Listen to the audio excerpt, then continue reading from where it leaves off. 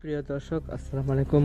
আপনাদের মাঝে নিয়ে আসলাম জাদুর মোবাইল ফোন পর্ব 2 বা শেষ পর্বে। চলুন আর কথা না বাড়িয়ে শুরু করা যাক। তারপর সে মোবাইল যখন শিউলি গাছের নিচে পুঁতে দিল, তখন সে ঘরে ঢুকে অবাক হয়ে যায়, কেননা যে মোবাইলটি পুঁতে এসেছে সেই ফোনটি তার টেবিলে রাখা। সে অবাকভাবে দেখতে লাগলো।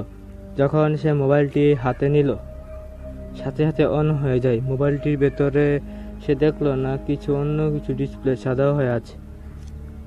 ইরান বলল, মোবাইলটি যদি ঠিক থাকলো ভালো হতো। যখন সে এই কথাটি বলে, ঠিক তখন মোবাইলটিতে সকল ধরনের অ্যাপ চলে আসে। সে এসব দেখে অবাক হয়ে যায়। সে বলে, আরে এ কি সম্ভব? বলার সাথে সাথে দেখি ঠিক হয়ে গেছে। ইরান বলল, মনে হয় স্বপ্ন দেখছি। যখন সে নিজেকে থাপ্পড় মারল, দেখে না এটা স্বপ্ন নয়, সত্যি, সেটি বাস্তব। সে বলল, তাহলে আমার কাছে যে মোবাইলটি আছে এটি জাদুর মোবাইল? এটি কোনো সাধারণ মোবাইল ফোন নয়, এটি একটি জাদুর মোবাইল ফোন। তখন সে তার বাটন ফোনটি হাতে নিয়ে বলল, এটি যদি স্মার্টফোন হয়ে যায়। সাথে সাথে সেটি স্মার্টফোন হয়ে গেল। সে এসব দেখে অবাক। তার ভাগ্য এমন যে হবে সে ভাবতেও পারেনি।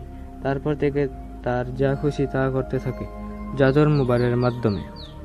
সে লোকটি মানে জাদুঘরটিকে সে আর দেখতে পায় না। সে জানে একদিন না একদিন আসতে পারে।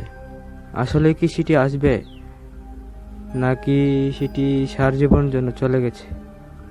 তো গল্প এতটুকুই। গল্পটি কেমন লাগলো তা অবশ্যই কমেন্ট করে জানাবেন।